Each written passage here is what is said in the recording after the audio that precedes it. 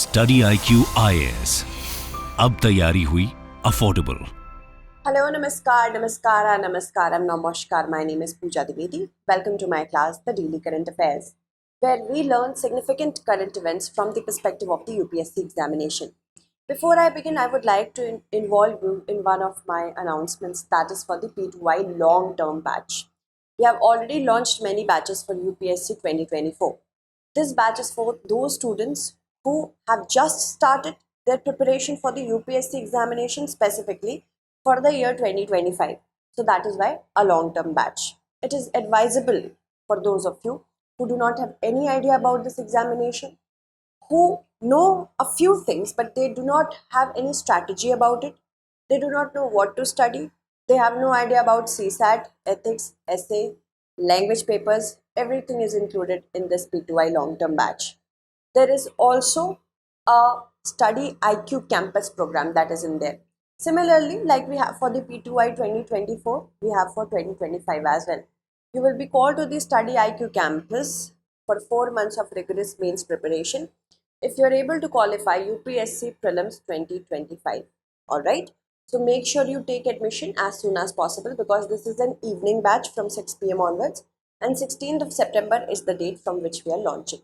Make sure you use the code PDLive so that you can get this batch at a discount. Generally it is 70,000 for Hindi, English, but if you use the code PDLive for this, you will get it at 35,999 only. Alright, so now let's begin. Do not worry about making notes because I provide the PDF through my Telegram channel, that is by the name of Pooja Dwivedi UPSC. If you have any queries regarding this examination, you can also talk to me on my Instagram. These are the various events that we have to cover today. First of all, let's talk about citizenship. I asked a question to you. This is a practice question. So let us see that with respect to the eligibility for Indian citizenship by registration, consider the following statements. A person of Indian origin who are ordinarily resident in India for 7 years before making an application for registration. Make sure we are talking about those people who have entered India legally with documents. A person who is married to a citizen of India and is ordinarily resident in India for 7 years before making an application for registration. And lastly, a person of full age and capacity who has been registered as an overseas citizen of India for how many years? For 5 years.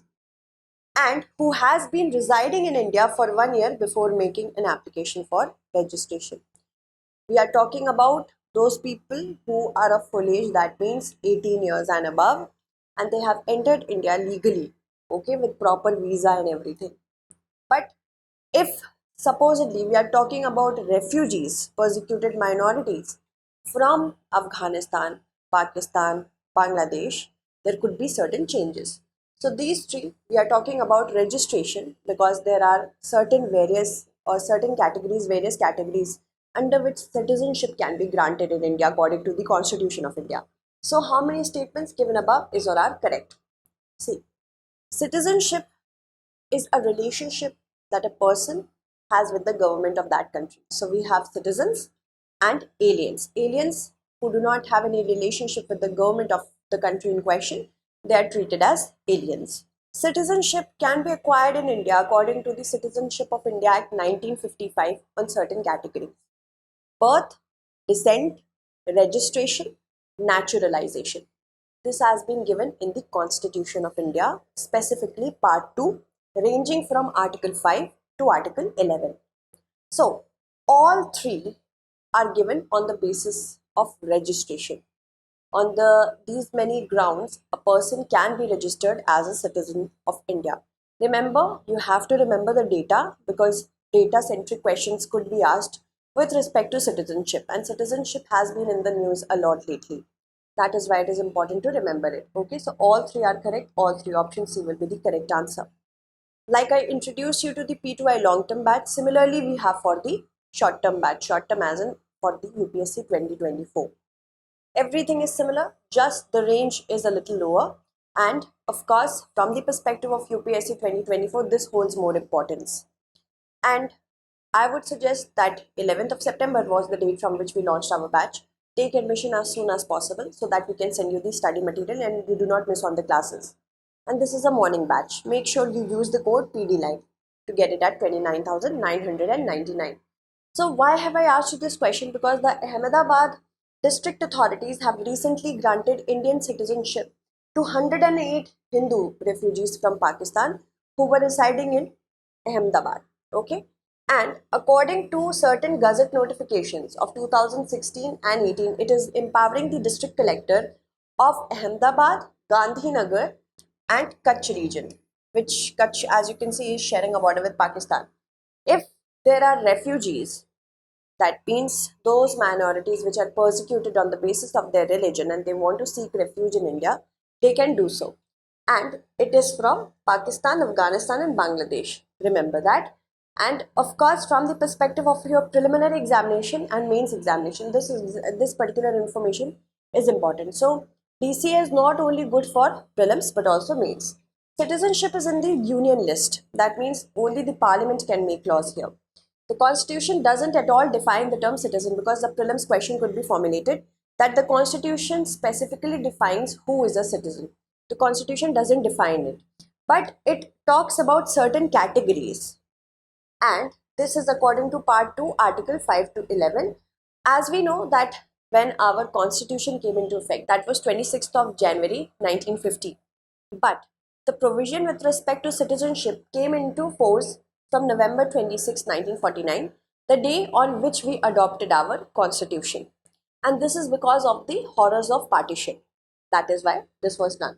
There are 4 ways in which an Indian citizenship can be acquired: birth, descent, registration, and naturalization, according to the Citizenship Act of 1955. And there are various grounds. I have already talked to 2-3. There could also be minor children of persons who are citizens of India who can acquire through registration, and a person of full age and capacity whose parents are registered as citizens of India under clause A of this subsection or subsection 1 of section 6. Then a person of full age and capacity who has been registered as an overseas citizen of India for 5 years and has ordinarily resided in India for 1 year before application, just before their application. Then a person of full age and capacity who or either of his parents were earlier citizens of independent India and has been residing in India for 1 year immediately before making an application. This is also done through registration. With respect to Nipah virus, consider the following statements. The animal host reservoir for NIV is the flying fox. It first appeared in domestic pigs in Malaysia and Singapore.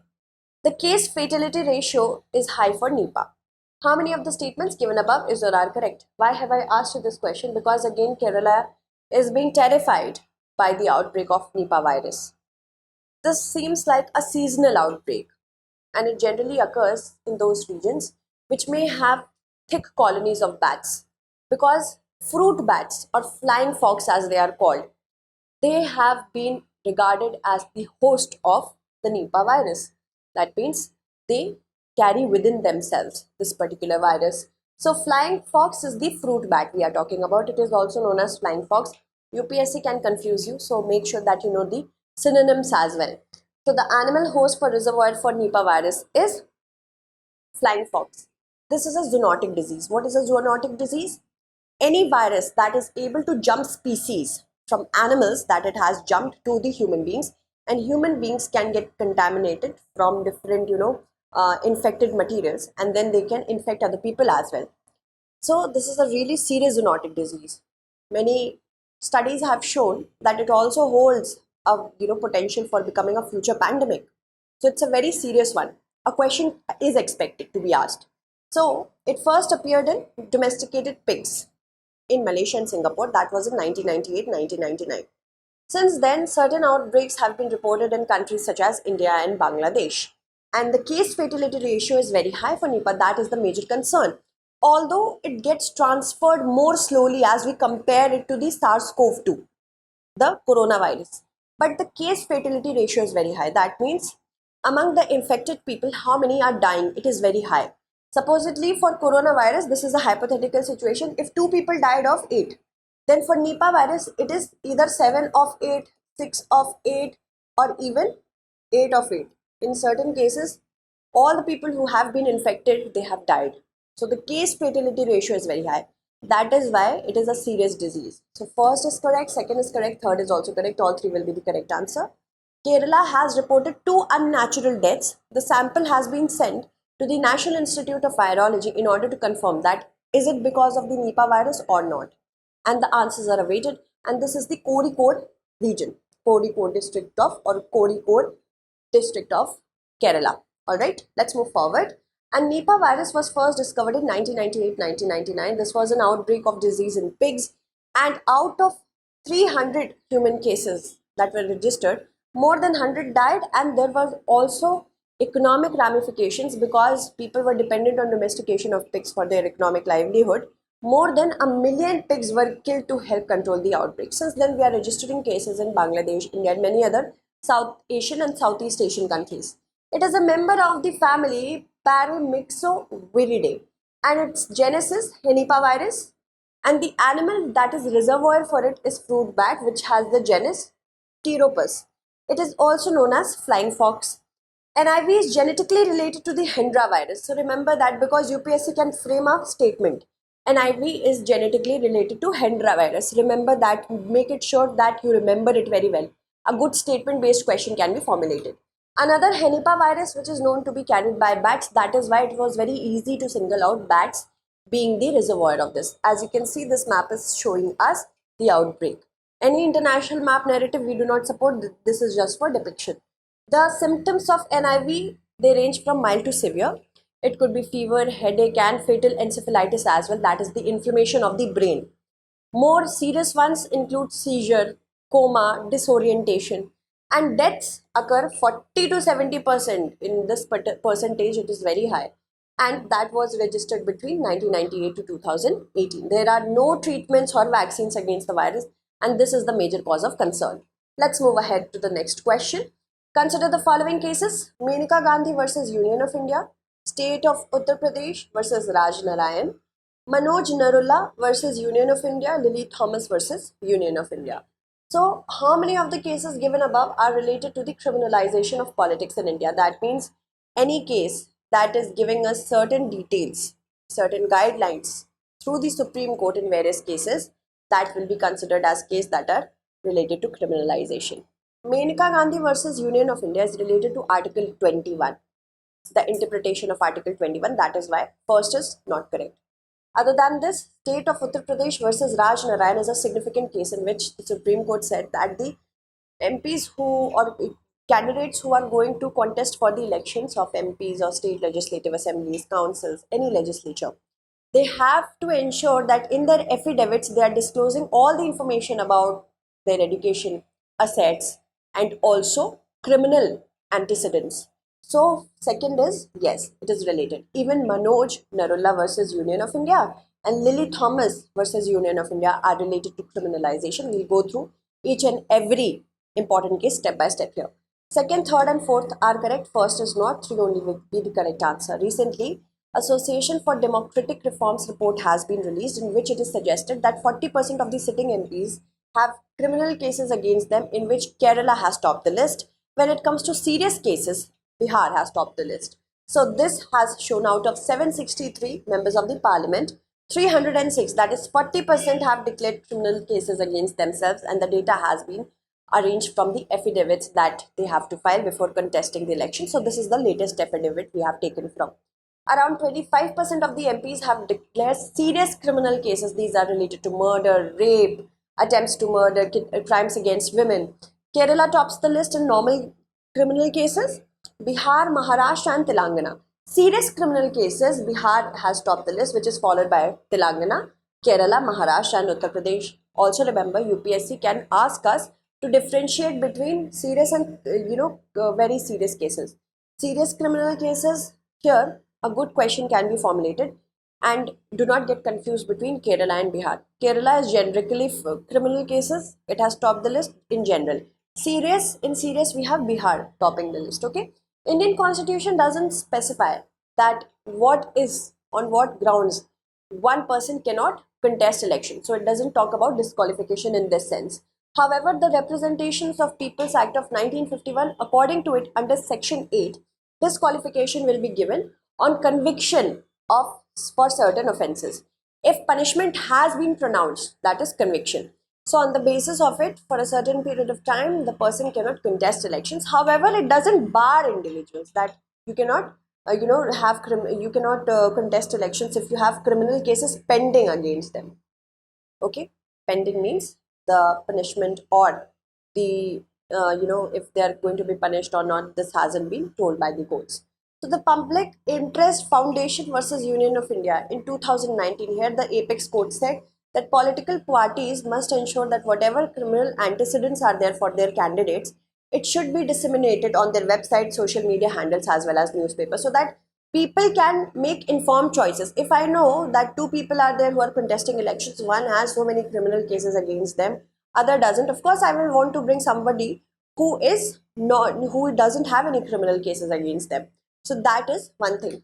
ECI will also create a framework to ensure that the information is reaching the candidates. Lily Thomas versus Union of India in 2013 says that any member of the parliament, here the Supreme Court said that, or state legislative assembly who is convicted of a crime, that means punishment has been given for up to 2 years or more, at least 2 years, not up to, at least 2 years or more, he or she would be disqualified from holding office. And convicted lawmakers could not contest elections or continue as a member of the legislature while the appeal was pending. This has been said in the Lily Thomas versus Union of India case. In Association for Democratic Reforms versus Union of India 2002, ECI, the Supreme Court said that the Election Commission of India will issue guidelines to ensure that the candidates with criminal records were not given tickets to contest for elections by various parties, and candidates must disclose their criminal records in nomination papers. Alright, in Manoj Narula versus Union of India, the Delhi High Court said that just because a case is pending or a charge has been leveled against a person, they cannot be barred on that basis to not fight elections, not contest elections. But political parties must not field candidates who have a criminal background. This was said by the Delhi High Court. In the state of Uttar Pradesh versus Raj Narayan, it said that citizens have a fundamental right to know the antecedents of the candidates who are contesting elections. Of course, we do. And election affidavit should contain information on the assets of the candidates, liabilities, educational qualification, and criminal records. This is a very important case, so you have to remember it. Then next, with respect to the national e-Vidhan application, choose the statement which is not correct. The Ministry of Parliamentary Affairs is the nodal ministry for its implementation. It is in alignment with the achievement of the Sustainable Development Goal number 15. Now here you have to know what is Sustainable Development Goal number 15, then only you can answer it. So that is how UPSC can interrelate different knowledges, different sets of knowledge. You may think that Sustainable Development Goal has to do with climate change. So that is a part of GS paper 3. But here we are talking about GS mains paper 3 as well as second. So that is why it is important to ensure that everything is interconnected in your brain. That is how you have to prepare. And it is open to use by only the members of the house, such as the parliament and the state assemblies, and it is a generic digital application based on National Cloud Meghraj. So we have to choose the not correct statement. C. The Ministry of Parliamentary Affairs is the nodal agency. That is definitely correct. It is also a generic digital application which is hosted by National Cloud by the name of Meghraj. It is in alignment with the achievement of Sustainable Development Goal number 15. How? Life on Earth. This particular application wants to ensure that whatever papers we generally use during parliamentary sessions, they are available on this digital application. Every kind of document. So that is why it will save a lot of trees from getting felled for the production of paper. And thereafter, it will also help in reducing carbon footprint, because when there are trees, carbon sequestration will be done. So yes, it is in alignment with that. First is correct, second is correct, third is also correct. And it is not only open to the members of the parliament, but also other stakeholders, media, even the citizens of India, to know about the status. So D is incorrect, all the other ABC are correct. President Draupadi Murmu will inaugurate the National e-Vidhan application project of this Gujarat state in the Gujarat State Assembly today. It's a mission mode project. Nodal ministry is the Ministry of Parliamentary Affairs, and it wants to ensure that the e-Vidhan e-Sansad, it has been redesignated as the National e-Vidhan application. so that in all the 37 states and union territory legislatures and the two houses of the parliament, Lok Sabha and Rajya Sabha, every status is interconnected. Also, it is supported by the National Informatics Center. An outlay of rupees 673.93 crore was given for it, and all the legislature of the country together will be brought on one platform, which will create a massive data repository, hence reducing our dependence on paper. So there will be huge savings of paper. It is approximately 340 crore annually, and it is in alignment with the Sustainable Development Goal number 15, Life on Earth. Himachal Pradesh Assembly was the first one to go paperless under this exercise. Niva is a generic digital application which is hosted by the National Cloud Meghraj for maintenance, security and disaster recovery for all legislature. Also, Neva mobile app will facilitate ministers, members to get entire house business for replies of question. Also, it is there for papers to be laid in the house. Also, it will be used. Uses of Neva can be done from the members of the for the members of the house, members of the concerned government ministries and departments, assembly house secretariat staff, government department staff, reporters, media, citizens and public at large for accessing information. Moving on. With respect to the Partnership for Global Infrastructure Investment, consider the following. It is an initiative of the Group of Seven. It is a revamped version of the Build Back Better World. The India Middle East Europe Corridor, Transport Corridor, is a part of this project. So, how many given above is or are not correct? See, I have already discussed this in depth in one of my classes. So, I hope if you have watched that, you can answer this question. The Partnership for Global Infrastructure Investment was launched in 2022 at the G7 summit in Germany. And before that, in order to check the Belt and Road Initiative, the Build Back Better World was launched in 2021. But that did not garner a lot of support. So this is a rechristling, we can call it a revamped version of the Build Back Better World. Second is correct. And yes, it is an initiative of the Group of Seven. It is very clear that the India Middle East Europe Transport Corridor is serving as a part under this only. So all three are actually correct. So not, and how many are not correct? None are not correct. Okay, so this is a Partnership for Global Infrastructure Investment, which is a West-led initiative to fund infrastructure projects in those countries which are developing or less developed, so that they do not depend on any one country for unsustainable loans such as China. It was first announced as Build Back Better World in 2021, and that was at the UK summit of G7. But later on, it was renamed as or revamped, we can call it, the Partnership Group for Infrastructure Investment. Okay, and G7 countries include Canada, France, Germany, Italy, Japan, United Kingdom, and United States of America. It's a global grouping that was initiated as a concept in 1973 with Russia in mind, but later on in 1975 when it started, also there was Russia, but later on after the annexation of Crimea, it was out of the grouping. So earlier it was G8 like that. Okay, in 2022 during the G7 summit in Germany, it was officially launched as a joint initiative to help developing countries. Both private and public investment will be done here, and under this there is an aim to mobilize nearly $600 billion by the year 2027, and this is the initiative, or this is the responsibility of the G7. So this is the India Middle East Europe corridor, which will connect the ports of different countries, and the West Asian region or Middle East region will be connected with the help of rail links, and thereafter to Europe, like that, from different ports like Haifa port in Israel, we have Jebel Ali port in UAE, Mumbai port in India, like this. Next, consider the following statements. The term first statement is saying the stitched ship method of shipbuilding fell out of favor when European powers began to colonize the Indian Ocean region. They were not suitable for the use of cannons as they could not withstand the recoil from the blast of cannons. Recoil means when we are pushing away something with force, that energy will also be transferred to the base, and recoil means to move back, like that. Okay, so choose the correct answer using the following quote. Stitched ship is one of the many historical innovations of the world. The history goes back to thousands of years, and the country which is actually known for it was Egypt, the first one ever. to use a stitched ship. Later on, many other countries, even India, have registered their significance. Yes, when the European powers started to colonize India, they of course were a naval power, and when they used the concept of stitched ship to drive away the other competitors, they could see that it is not suitable for the use of cannons because of this reason. So both the statements are correct, and because of this, the first statement becomes correct. Okay, both the statements are correct, and statement 2 is the correct explanation of statement 1. Option B is correct.